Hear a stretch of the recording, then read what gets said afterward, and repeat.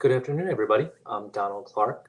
I am, some of you know, some of you are new.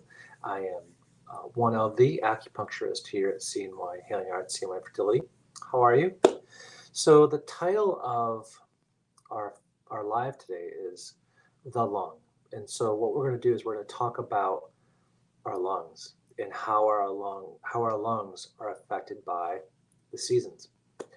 And as we move into autumn, or fall, autumn, it's the season of the lung. But first, let me just say it has been a great summer. It's been hot, right? It's been hot here, it's been hot everywhere. And, we haven't had much rain. So that's kind of been good and bad. Good because, we get these incredible sunsets and just these long, epically long days. And bad because, we need to start trucking water. We need to bring water in for our gardens, and everything needs water.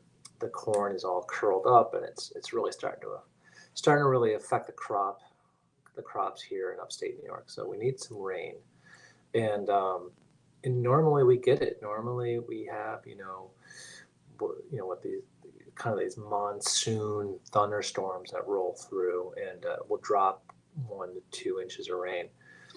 And we just haven't gotten them this year. We do get them, and we'll get them sporadically, maybe once a week, but twice a week would be a huge help. So we're kind of waiting on the rains, and we may not get it, but so we're trucking water, right? And we still have beautiful gardens and amazing flowers. So here we go. It's kind of that we're getting into the dry, hot period of summer where it just becomes brutal, the dog days of summer. And and I've talked about heat in the past, but now we're moving from heat into dryness, right? The first day of fall is September 22nd. So we're just 2 months away to prepare for the brutal dryness of fall and heat.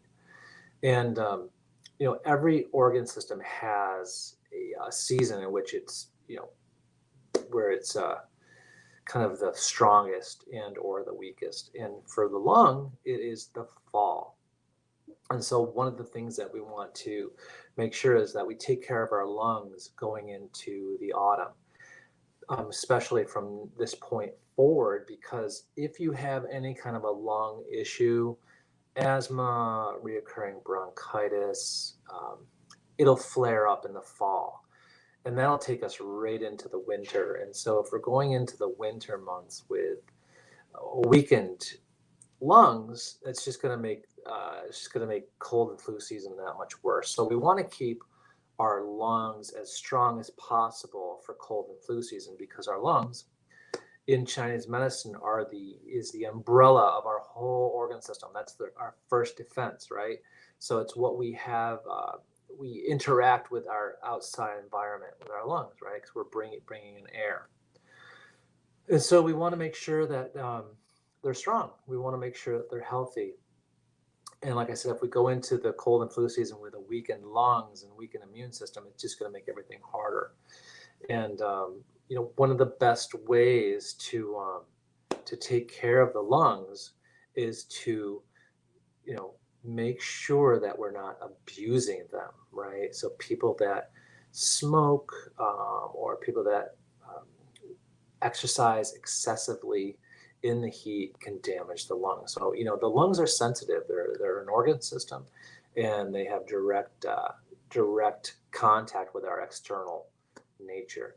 So you see it a lot in athletes or people that run in the winter. So when you run or exercise outside in the winter when it's really, really, really, really cold, you can damage the lungs. And anyone that's done that knows that you have to protect your lungs. Wear a face mask or a scarf of some sorts when exercising, because it can just really obliterate the lungs, and it can result in asthma.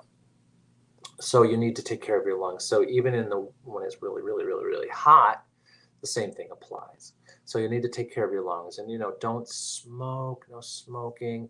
If you're working outside and it's really, really dusty, wear a particle mask, right? Don't damage your lungs, because it's super important that you keep them as healthy as possible going into the fall, because the fall is when everything gets dry, everything gets brittle. We want to make sure our lungs are nice and moist, not damp, but moist. So there's a couple of conditions with the lung that we need to be aware of, and some simple symptoms of lung issues or lung deficiencies or excess are, obviously shortness of breath, right? If you have this persistent weak cough, that just won't go away, and you've had it for months and months and months, it means your lung qi is injured, or you have a lung deficiency. And all of this is readily treatable. Everything is very treatable, very easily to treat with Chinese medicine, acupuncture specifically. Simple needles, it can help stimulate lung qi and strengthen your lungs. So if you find that you've had a shortness of breath from lungs, or a persistent weak cough, get it treated, especially now before you go into the autumn season. Take care of your lungs now. Um, there's lots of things that might indicate you have lung deficiency. And some of those are persistent cough, a weak voice. If you find that you're kind of, your voice is weakened, or you're not as robust as you normally have been, and you have a persistent cough, lung qi deficiency or lung qi issues. You can have lung qi deficiency. You can have lung yin deficiency. That's when it becomes this heat issue, and all of this is seen with all of it has its own different diagnosis, be it bronchitis or asthma or pneumonia, right? So you can have lung damp obstruction of pneumonia, and that's from a yang deficiency. And that's usually brought on by other factors associated with it. In Chinese medicine, if your spleen function isn't digesting food like it should, and you're eating a lot of raw food, a lot of cold raw food, it can affect your spleen. Your spleen's not going to process the food as well, and then eventually it's going to lead to a damp accumulation, which is going to affect your lungs. So you have to eat accordingly too, right? So you don't want to eat a lot of cold raw stuff. It's just not good for you.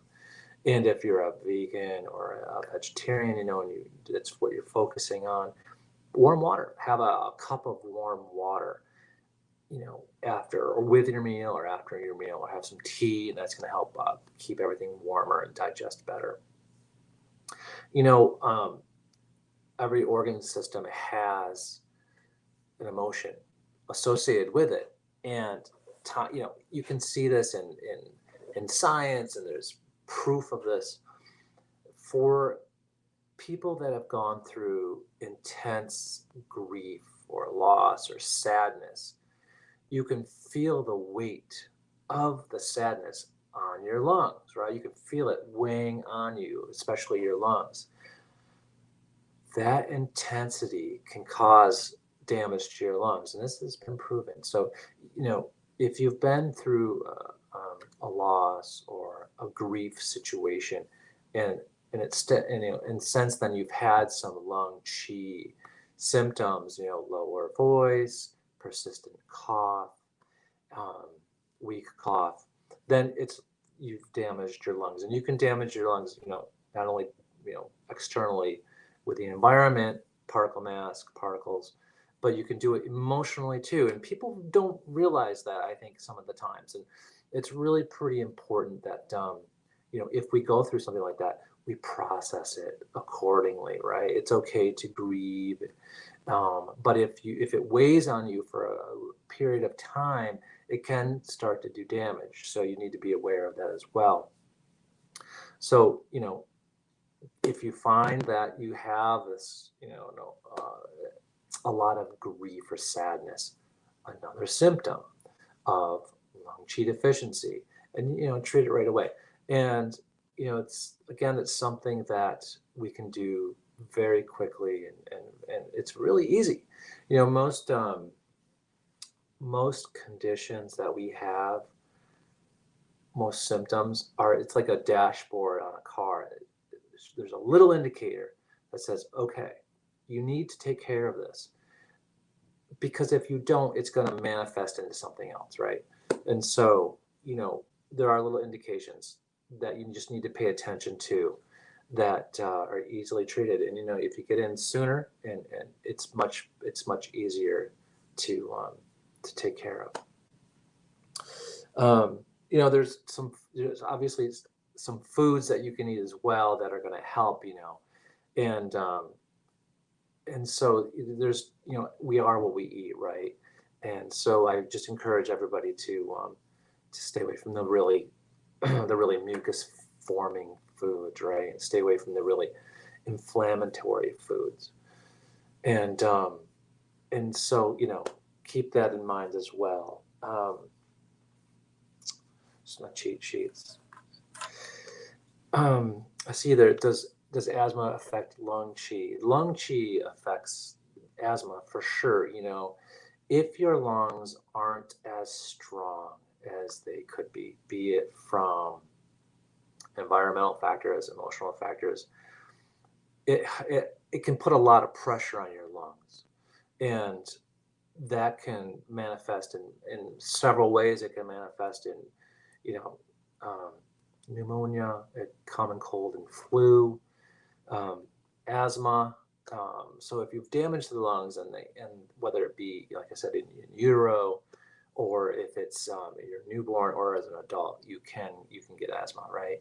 And so you need to lung qi is everything. Just like heart qi, lung qi, liver qi, everything's important to maintain the health of the organ system. And when I talk about organ systems, I'm talking purely energetically. If you went to your physician and they did a lung scan, or look at your lungs, that physiologically it would be 100% perfect. I'm talking energetically. So yeah, taking care of your lung qi is crucial. And there's a time for everything. Spring is liver, summer is your heart, and fall are your lungs. And so that's why I often tell people, come in. If you don't come in for acupuncture regularly, come in during the season change. And what we do is we can strengthen that organ system energetically to help propel you into the next season. And we are fast approaching the season of the lung. So don't be shy to give me a call. Don't be shy to set up a consultation. But lungs, they're the umbrella to your organ systems. They're their first line of defense to common cold and flu, and all kinds of funky viruses that are out there right now. So keep them healthy, and don't abuse your lungs. We only have one set, and we need them. So please, set up a consultation. Come in for a treatment, lung treatment. Keep removing that heat. We talked about heat last time, and don't let that build up inside of you either. I hope this helps. It's just a quick tidbit of information.